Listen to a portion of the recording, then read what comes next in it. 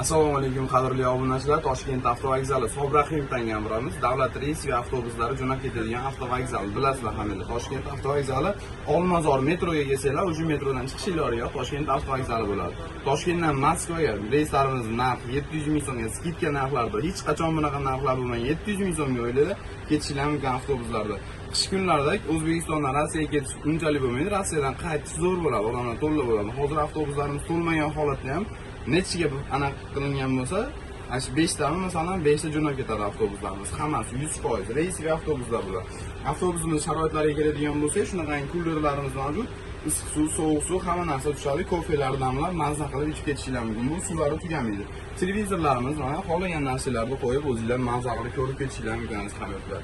To'g'rida yana bitta televizor bo'ladi. Bu joyda yengil bagajlarni qo'yib ketishingiz mumkin.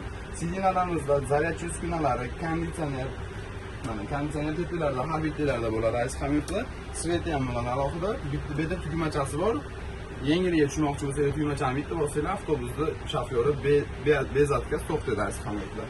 Mana sidinamiz yotgan holati, bemalol yotib, damni olib ketishlar mumkin. Qo'llarni qo'yib, sidinaning tagida ikkita zaryadchi bor. Ikkala odam ham bemalol almash qilib ketishi mumkin. Bizning mehnatimizni qadrlagan holda like, podpiskani unutmanglar. Like bosib qo'yinglar, sog' bo'linglar. Bu biz uchun muhim.